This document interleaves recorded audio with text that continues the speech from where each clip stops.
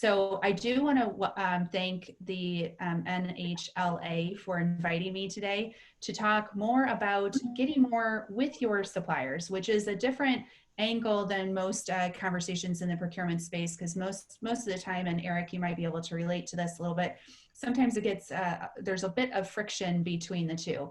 So most of the conversation today will be more around how do you engage with suppliers as a procurement professional, and vice versa, to get more together.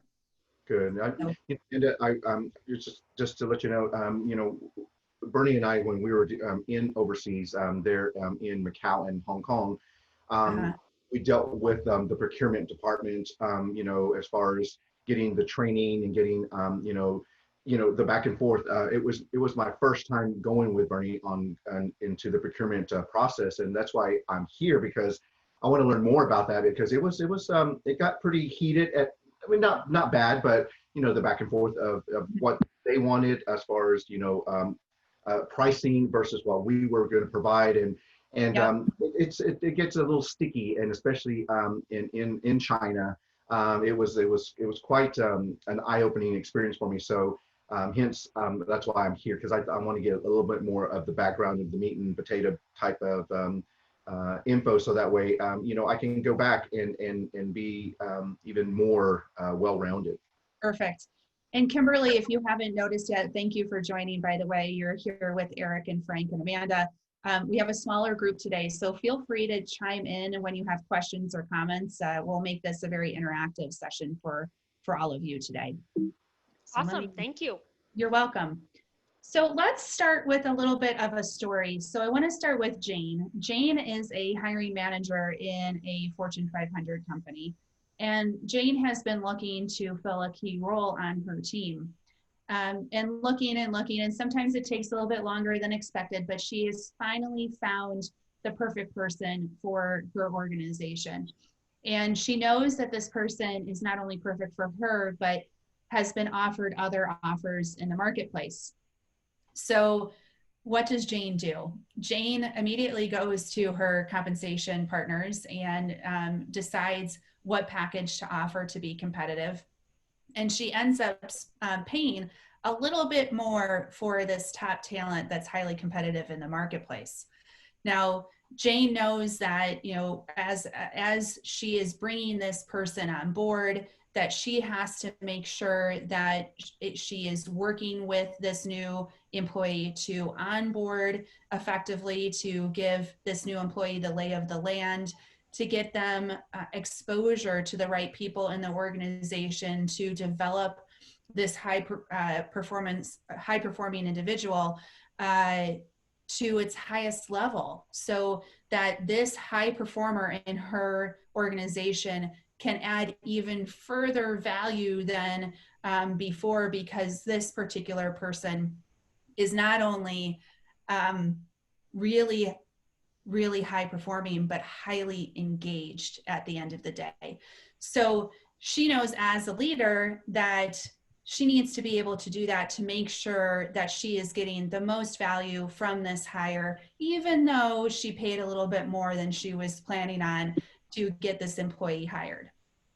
So now she also understands that, from learning from her prior experiences, the reason why she has this opening in her organization is because she failed to do some critical things before as a newer leader to keep her past employee engaged. So her past employee had a lot of potential too, but she decided that, you know what, I'm going to hire this individual, have a conversation about his salary, and then it's really up to him to be successful from there. And guess what happened? You guys probably can guess already. That person didn't stick around for very long, didn't add a lot of value, and went on his merry way and found a better opportunity somewhere else. Yeah. So you might be thinking at this time, what the heck does this have to do with suppliers? And let me bring it back to you. So we treat suppliers like the employee, where we have a spot negotiation on salary and then we just let them be on their merry way. And it's unfortunate a lot of times within procurement where we don't have that ongoing engagement to make sure that the supplier is being developed, to make sure that we are getting more value from that overall relationship, that we're trying to achieve higher overall performance together long term, and that we collaborate together to drive more innovation, problem solving. And what we've learned over the past several months is that we also can achieve through engaged supplier relationships more security in supply. So I always love sharing this story because being a hiring manager is somewhat relatable for most people. And, and we need to make sure that we apply those same concepts to supplier relationships moving forward so that we can have those engaged relationships and actually get more with suppliers on an ongoing basis. So as a procurement professional, or if you're trying to learn more about procurement professionals in their day-to-day interactions, what I'm recommending to folks right now is places to start in this kind of crazy world that we're living in right now. And a lot of our strategies have drastically changed because of COVID, because of the shutdowns, et cetera. So you need a place to start. And where I always recommend is to assess your strategy. So different procurement organizations are going to have different strategies with their suppliers and their overall supply chain. They might be focused on cost cutting and cost containment. They might be really focused on security of sources of supply. They also might still be looking at how do I create strategic partnerships with my suppliers so that I know I can have that security of supply moving forward and that we are having that more holistic conversation about the overall cost of the relationship. I also could be focused on innovation for my organization. I could be focused on cash flow opportunities, so payment terms or inventory positions, et cetera. But it all, where I say to my clients is, you know, it depends on what your strategy is where you're going to end up. So where should you go? It really starts with your strategy. So first things first, if you're working with a procurement organization, understanding what those strategies are is a great place to start the conversation. And if you are in procurement, having a clear understanding if all of these are important or a few of them are important, or maybe other ones that are not on the list is a great place to start. So the second thing to do, and I know this might, for some of the suppliers on the phone today, this might not be comfortable for you, but it is reality. What we have to start doing within procurement is assessing our supply base by performance. So going back to Jane's example, Jane is a hiring manager. If you're managing an employee base, you have high performers. You also have high potential people in your organization that you want to develop even further. But on the flip side, you also have lower performers and people who are at risk to being really low performers. And so an assessment of your supply base around overall supplier performance is critically important. And I actually tell, given the times that we live in right now, there's really no room for poor performing suppliers. Either those suppliers need to increase their performance overall and we help them do that, or we need to move on to a different relationship. So unlike some procurement organizations where they talk about stratifying their organization, the supplier organizations based off of strategic relationships versus tactical relationships, that doesn't really give you a whole lot of action from that type of stratification. Focusing on performance actually gives you further actions that you can take within a procurement organization to be successful. And I will share some of those here in some of the future slides. So then the next, Kimberly, did you have a question? Just wanted to make sure. Okay. All right. So the next action item for procurement professionals that they should be taking right now is assessing their market positions. And this is the same, Eric and Frank, from a supplier perspective, where you might want to also assess this type of relationship and how the market positions have changed with your critical customers. So for instance, in a hotel environment, maybe the delivery times and frequencies have changed for items that are being shipped. Or how are your volumes? Are they down, and for how long? And how has the mix changed within what you're buying? And for how long do you think that mix is going to stay that way? It might be permanent, it might not be. And then how has your position or percentage of the relationship with key suppliers have changed? So for instance, I know a couple of scenarios where the spend represented a large portion of the supplier's overall sales for the year. But over COVID, that drastically changed. The supplier needed to shift to different markets to remain open, and then the percentage of sales drastically changed from a procurement perspective. So now there's competition for time, competition for production lines, etc. So it's always a good idea as we go through major changes like what we've been through, is to assess those market positions to make sure that you completely understand how the relationship with the suppliers has changed, or if you are a supplier, how the relationship with your customer has changed.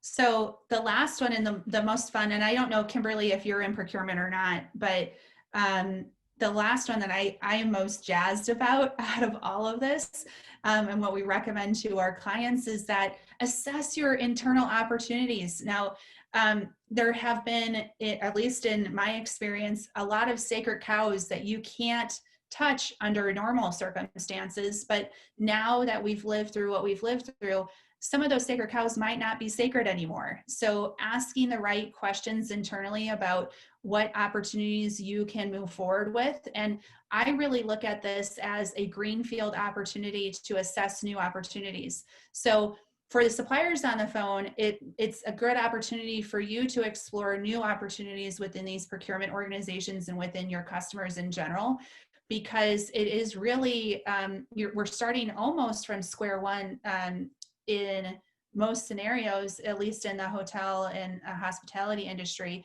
where you have a ton of new opportunities that you can get involved in.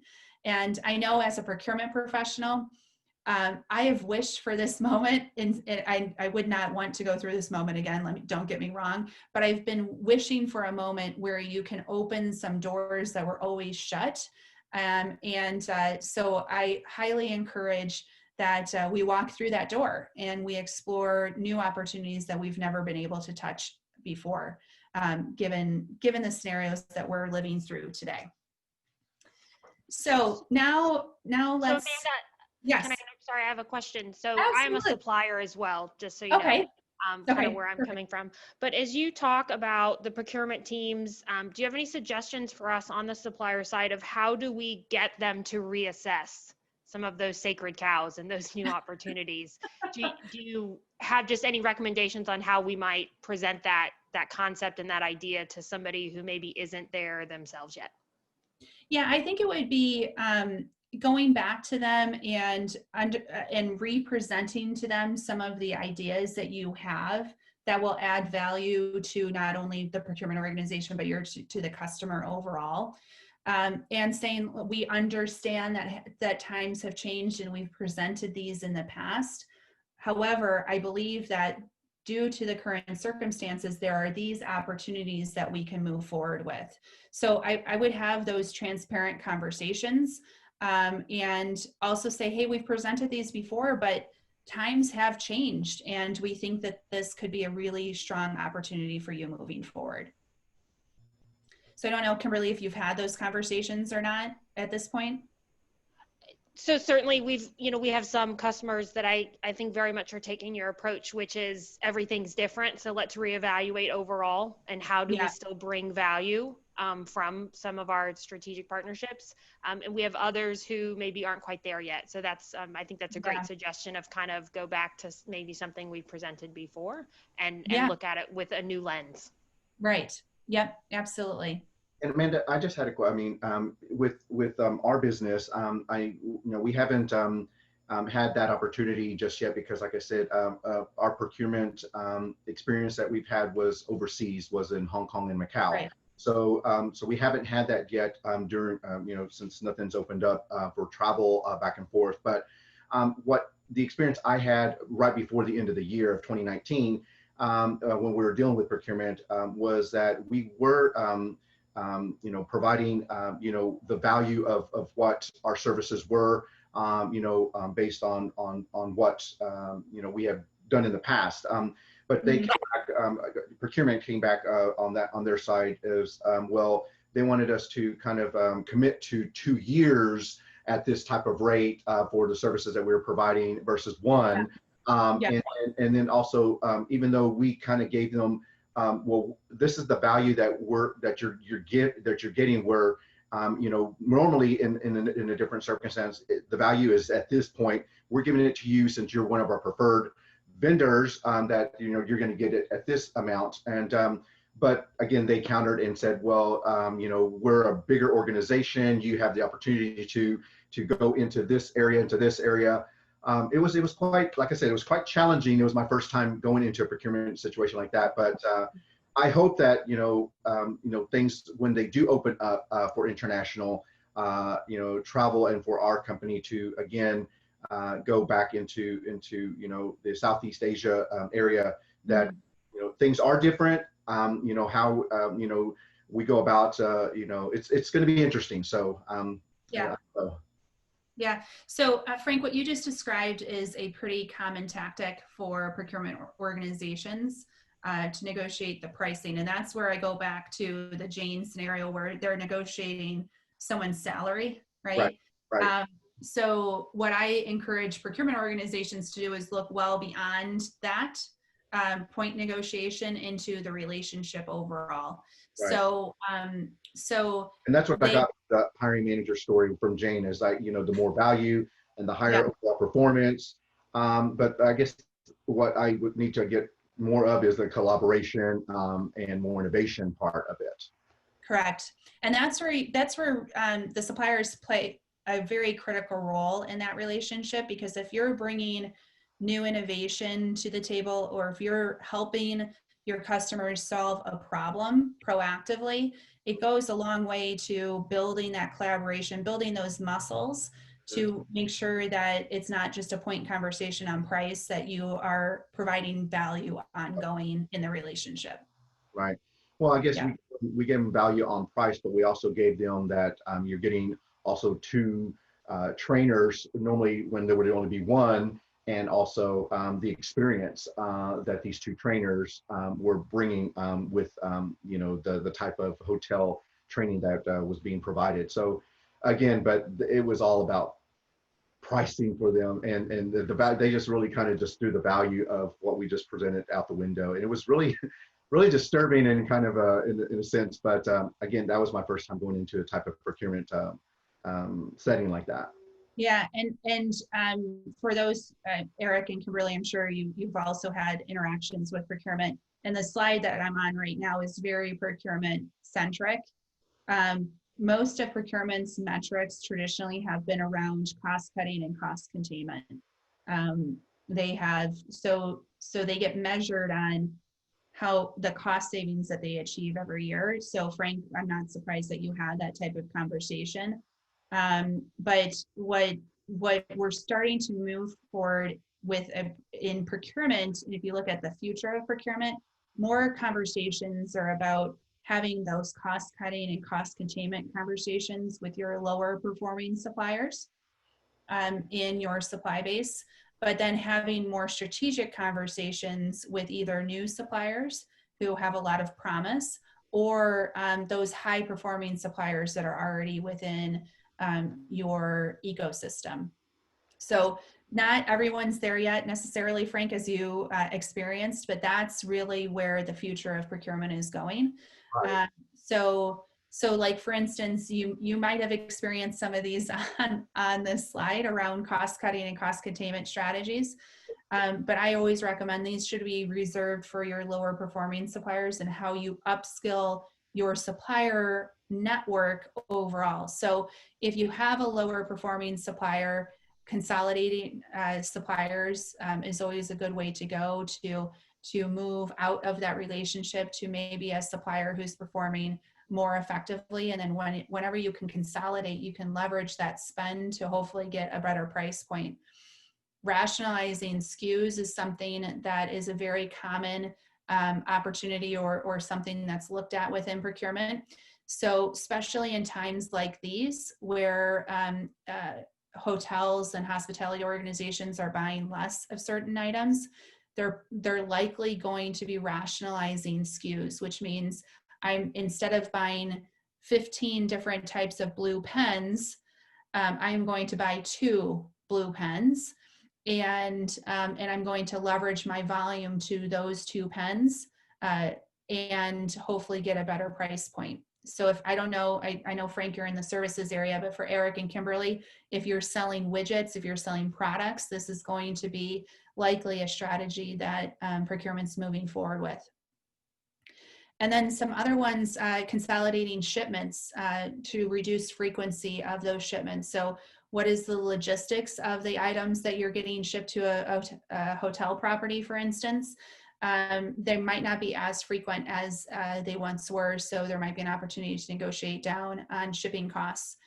And then the next 2 are really similar, but something for you as a supplier to keep in mind, that there are more and more companies that are looking at group purchasing offices or GPOs. And these are different consolidators of spend, if I can call it that, where you have an organization that has negotiated contracts on behalf of their overall membership. And so a lot of organizations will join these group purchasing offices so that they can get a better price point than what they were achieving on their own. Now, as a supplier, it's good to realize that this is a strategy that's being deployed, because if you have the opportunity, depending on what you're selling, to join a group purchasing office yourself, it's a great way to secure a good pipeline of sales. And it also allows you not to need to negotiate a contract each and every time you want to interact with all of their membership companies. So there's a lot of advantages to becoming, as a supplier, part of that group purchasing office. So just as advice there. And then the other one is move spend to a marketplace. So if there is a long tail item, it's not an overly strategic either item or service that they're buying, there are more and more marketplaces like Amazon Business and others that are being utilized instead of negotiating a direct contract. A marketplace allows you to get market pricing on those goods or services. And so that is another trend that we're seeing within the procurement space to be aware of. And then the last one is extend payment terms and negotiate inventory buybacks. So payment terms and inventory kind of blend into your cash flow conversation.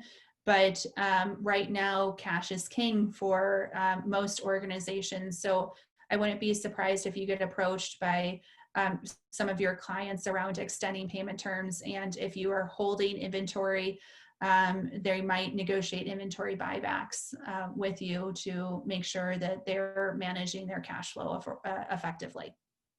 Now, again, I recommend that these strategies are used for lower performing suppliers, because at the end of the day, procurement's going to get a lot more value from their suppliers if all or more of their suppliers are higher performing at the end of the day. So, these strategies are very typical strategies that are being looked at as we speak within procurement organizations. So then there's another side of this coin, which I love to talk about, and that's with your high performing and high potential suppliers.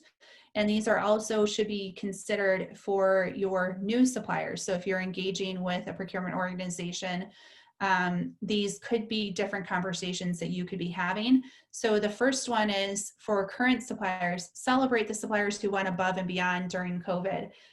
This is something that we typically don't do a good job at, but and I know I don't know for Eric and Kimberly if you have a situation where procurement has actually congratulated you for your help, but it goes a long way for that overall relationship just to be recognized that COVID was hard on everyone and people had to work in different ways and go above and beyond, and just to take a moment to recognize that support is a great thing to do.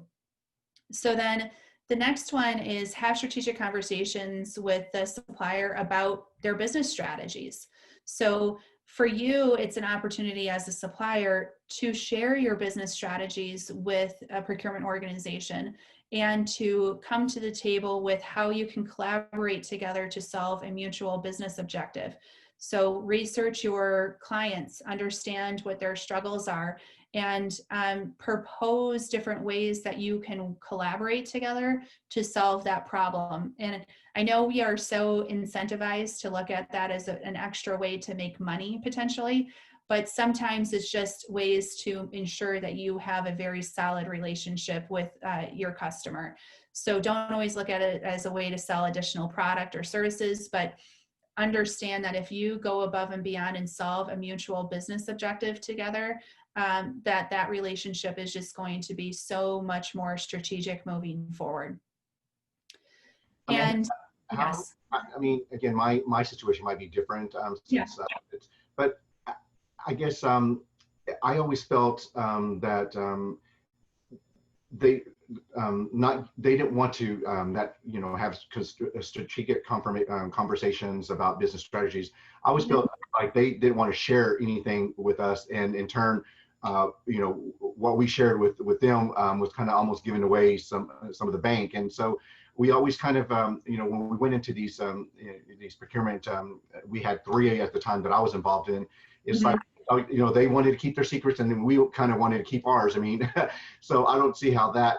I mean, again, do you get a lot of companies and suppliers that do that will share or have that conversation of their strategicness, for their business strategies?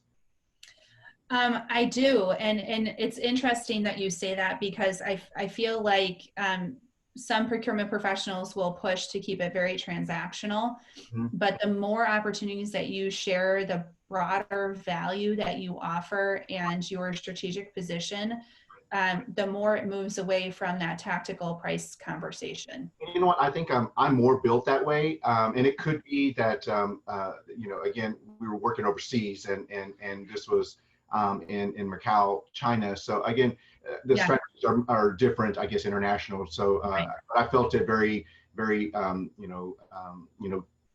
secret. Like they were trying to keep all their cards in one hand for themselves, and where I really wanted to kind of say, we can help each other here. We can help both sides, but it was just different. So I guess it's the international side. Yeah, and most of my perspective is here in the United States, Frank, or in Canada. So you're right that there are different scenarios in different cultures, but we still always encourage that the more that you can share your strategies and how your value positioning, the better off you're going to be. Yeah. I guess know your client, know your vendor, know your supplier, know the procurement, and then you can actually feel comfortable on what you want to share and what you want to, divulge. Right, and also know what their motivations are. Right. That first slide. So if their motivation is purely on cost, then you need to know that going in. Now, more and more procurement organizations are going beyond cost. They're talking about value. They're talking about total cost of ownership. They're talking about cash flow. They're talking about innovation. So more and more are having more metrics than just the cost. But as you're approaching a procurement organization with your particular negotiation and contract, Mhm. it's always important to try to feel out that other person across the table on what ultimately their incentives are. And things like that are changing in the pre-COVID, I guess, because it was purely cost related back in 2019, and I've seen a couple of emails come through from the procurement department there in Macau, and it's almost a little different tone in a sense, but it's still cost driven, but it looks like there's a little bit more of value incentive. So I'm liking that. Yeah. Yeah. So, it's been interesting what procurement has learned through COVID. Being so cost focused really hurt some organizations because, as you all know, you kind of get what you pay for, right? So if you're not making a lot of margin on your product or service with that particular customer, you might treat them a little bit differently than someone where you're making a little bit more margin and they're treating you as a strategic partner, or at least having conversations with you about the relationship after the contract negotiation. And for those who had very transactional relationships, they suffered on security of supply. They had a lot of risks within their organization because they could not get their needed materials when they needed them, or they didn't have the relationships in the marketplace to buy something new that they've never bought before. So I think it's really a paradigm change within procurement where they're starting to realize that cost isn't the only thing that matters. I'm not saying that they're perfect on it yet, but I think it opened their eyes to a lot more possibilities moving forward. So the next item is long-term and short-term decisions must be in balance to reduce supply chain risk. And this is kind of the point I was just making. So if you are so focused on cost, you might not have that security of supply that you need moving forward. So there are broader conversations that need to be had within procurement organizations with their suppliers around what type of supply chain risks are you reducing through your services or your products. So what is your continuity of supply? How does your service help a company get through times like what we're living through? So the more and more conversations on those points, the better off we're going to be overall within the relationships. And then the last thing that I think all of us have an opportunity to do is promote successes in the communities you operate in. So a lot of companies, Frank, you mentioned you were only in China. There have been so many companies that have been highly impacted by what we've been all living through over the last 8 months. And there's an opportunity to partner together to communicate to the communities you operate in about how you're helping each other survive this crisis. So if you can do any type of PR around a customer that you helped through the crisis, or even a customer could do the same with you to talk about how they're helping the communities they operate in, the more and more we can do that to show that these relationships are strong and there's a symbiotic relationship between suppliers and procurement and the customers themselves, the better off we're going to be. So, and ultimately, if you can get a customer to agree to something like that, it's great PR for your organizations. It shows a very strong relationship, and hopefully it will lead into further opportunities for you as a business. So I agree with you there, actually. And because we're redeveloping our website with a new developer, and I reached out to our hotels that we're working with there in Macau and in Sydney, and got some testimonials from them. So that, just to add onto our website, but just the relationship building and the testimonials that they came back with were really just were from the heart, and were from what we did together as a consulting company for their staff, for their team, for their leadership. And it was good to see that and to hear that, and really how we both, their side, our side, came together and made a difference. And so I agree with you wholeheartedly there on getting that. And like I said, I just was reaching out for a testimonial for our website, but I got a lot more from them. It was really nice. Good. Very good. Okay.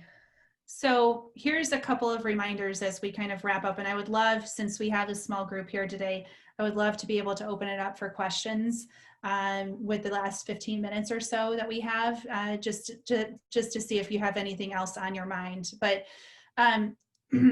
as we move forward, both suppliers and procurement organizations are establishing a new foundation and establishing new expectations for what it means to have a relationship together. So whether that's a relationship with procurement, if you're a supplier, or a relationship with your internal contacts outside of procurement, all of this is a new foundation. You're building up something new. So take the opportunity to think about it that way and move forward, understanding that the expectations might be different now. And so you have the opportunity to set what those expectations are for the relationship. And a focus on supplier performance and overall value delivered is a must. So this is really for procurement professionals. And I guess for suppliers that are on the phone, if you're not performing well in the relationship, it's not going to end well.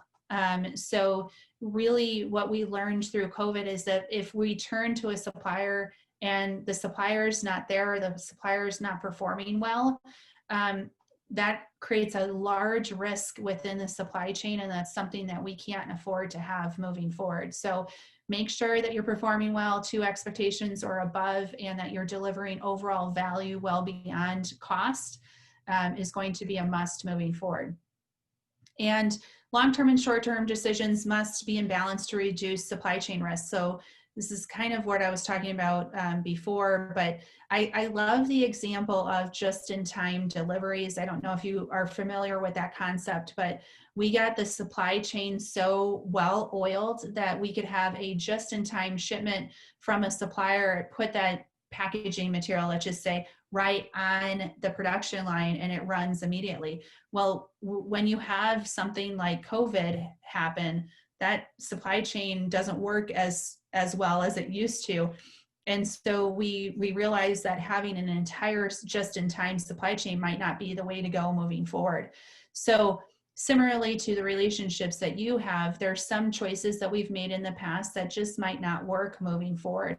So having an understanding of what the short-term needs are for the relationship and the long-term needs are for the relationship as it pertains to overall supply chain risk is something to consider within your conversations moving forward. And as I've been saying all along, true value from suppliers occurs well beyond transactional price negotiations or the buying process. So this is something I know, Frank, you've echoed, and I'm sure Eric and Kimberly, you've had experiences with, but think about the relationship with procurement in general as being well beyond that transactional price negotiation. So the more that you can build a collaborative relationship with them, show the value that you're offering, proactively solve problems, provide innovations, continue to nurture that relationship, the better off you're going to be. So those are just some key wrap-up points for you before we head into questions. So if I could, while you're thinking of maybe some of your questions that you have, so I told you a little bit about my background at the beginning, how I've had 16 years in procurement.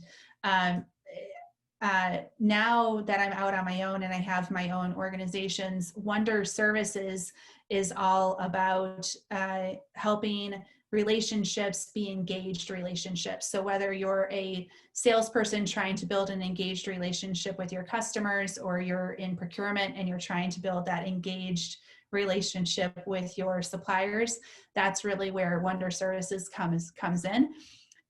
So I just wanted to give you that little background so you know kind of more about my perspective and where my experience have been at. And what's interesting, Frank, Eric, and Kimberly, is that there's more and more interest in actually having those robust relationships between procurement and suppliers. And so I love seeing that in the marketplace, and I hope that we get to that point here very soon where we can say that we have many more of those types of relationships between the two of us. So with that said, Eric, Kimberly, Frank, do you have any further questions on the content here, or just if you want to pick my brain, I'm more than happy to answer any questions that you have. I pretty much I think said all my during the during the slides that you had there. But you know, thank you very much for you know, answering and just confirming. I guess, like I said, the experience I had the 3 times with the procurement there in Macau was like I said, was a little eye-opening. Was actually, I was taken back, but it allowed me to, again, like you said, different cultures are going to have different ways of going about things. So I mean, I'm glad that I now know how to go into that type of environment with the procurement in Macau versus maybe a procurement in Sydney, and again, versus procurement in Singapore, where a lot of our business is right now. I can't wait to get to you know, back here in Texas and start working you know, with you know, some procurement teams there in San Antonio and Austin and here in Dallas too. So I'm excited. So you know, once things start to open up as they are here in Dallas. Fantastic. Well, thank you for all your commentary and your questions. Eric or Kimberly, do you have any further questions for us today? Yes, thanks, Amanda. And thanks for all this. This has been really just helpful to learn from your long perspective in this department. One is a pretty general question. It's just kind of like, when is procurement typically brought into the buying process? You know, when are you looped in with other departments wanting things, basically? Yeah, no, that's a great question. So, it really depends on the organization, but most procurement professionals would say too late in the process. Yep. So most of what we talk about within our profession is how do we get engaged earlier on when the stakeholder is looking at a potential third party to bring in and developing that strategy around exactly what they need. Unfortunately, sometimes procurement gets brought in once the supplier has already been selected and they just need someone to come in and negotiate the contract and the price. So that's something that we're trying to change more and more, and certain organizations have started to get over that hump and actually get procurement involved right up front. But some organizations are still back at the contract and pricing point once the supplier has been selected. Gotcha. And that was going to be my next question, is like, again, I'm on the sales side, should targeting procurement as part of the initial sales outreach ever be, I've done it and had sometimes good feedback from, yeah, this is a great idea, let me bring in other people, because you're seeing, you know, all the time opportunities to buy or pass when it gets to that point. Just curious if a cold outreach to a procurement person goes right along with the targeted end user as well. Yeah. So I actually, if you're cold calling, you will get responses from procurement depending on the organization. Sometimes they will say, hey, register with us in our supplier portal so we have record of you. Sometimes you will get a phone call. But what I always say to folks as they're trying to build relationships is that the more people you know, the better, right? Yeah. So I don't think it will ever hurt you to reach out to a procurement contact that you know at an organization to share what you do and the value that you offer. Now, will you get an immediate reaction or immediate sale? That will all depend on if they have the need. Yeah. So, but at least it's not like those emails come in from salespeople and procurement's like, wait, I haven't been told by the end user that they want or don't want this. So I'm just going to delete anything that's salesy at this point because I don't know who you are. Right. Try to go after them as you're building a relationship and you want to understand their business more versus because procurement gets, like when I was in procurement, luckily I don't have this problem anymore, but I used to get about 100 people a day on LinkedIn reaching out to me to sell me something. Yeah. But it was clearly a sales pitch. Now the people that I actually built relationships with are the people who actually took the time to add immediate value, like they introduced me to someone else, or they tried to understand my business before they were just selling something to me. So I think how you do it, Eric, is critically important to stand out against the rest of the barrage of sales calls that we get. Yep. To be fair, I'm not one of those LinkedIn swarmers. I get names from there, but I don't use it as my means of communication. I've got other Okay, tricks. that's good. I was curious, within a huge MGM or other large companies, I'm just curious, like how much procurement interacts with their, company's end user or department. So, for determining how much the end user needs or wants the product when negotiations start getting, deeper, how much is the procurement person just doing their own thing, trying to get the best price possible, like you mentioned in the old way at least, or are they going back and forth? Hey, this is what they're offering. Yeah. I think I can get more, but how badly do you need this before I break things off or things like that? Right. So a good procurement professional is always working back with their stakeholders. So at the end of the day, what procurement does is they try to represent their stakeholders' needs as best as possible during the negotiation. So and throughout the relationship, frankly. So they're always linking back. They should be always linking back to their stakeholders to understand exactly what the requirements are, what the must-haves are versus the need to have, what their budget is, how much they're planning on, how much of this item or service they're planning on buying. So it's always going back with them, and there's several meetings and communications to make sure that we're aligned and representing their needs effectively. Gotcha. Perfect. Yeah. And my very last question, you mentioned that great point about trying to build relationships, with procurement. Our product is it's typically a one-time buy. We make a unique smoking detection device for hotel rooms that can alert staff as soon as guests begin to smoke tobacco or marijuana. So once you buy it, it's warranted for 5 years, but we believe it's going to last much longer than that. We've just not had the product that long. Yeah. How would you recommend building relationships? I mean, we would want to be in other hotels within a portfolio, I guess, so that procurement person might be in the loop the next time the property needs to buy it, or I'm just trying to think the best way. It's not like you're buying pens from me every month. It's like you're hopefully buying this once for 5 years, if not more. Yeah, I would actually encourage you to think about, are there other value offerings that you could be offering in between during those 5 years? So are there services, are there adjacent product offerings that you can use to keep that, or that you can offer to keep that relationship going so you don't have to wait the full 5 years? So there's that. There's also different ways that you could be introducing procurement people to your network or to other people that they might have want to have a relationship with. So there's different things that you can do, even though you're not selling them the actual product at that moment in time. Yeah, that makes sense. Yeah. Great. Thank you so much. You're welcome. So Kimberly, do you have any questions as we're wrapping up the call today? I do not have any other questions, but thank you, Amanda. I think it's been great you've reinforced some of the things that as a supplier, I'm trying to do with some of our procurement contacts. So I think that's great. And I appreciated hearing your responses to Frank and Eric's questions as well. Okay, good. Well, thank you to all of you for joining today. And here's my contact information. You can also search me on LinkedIn. I'm more than happy to connect with each and every one of you. And so we can continue the conversation well beyond today's call. So good luck with you with the rest of the year and into next year. And don't be a stranger.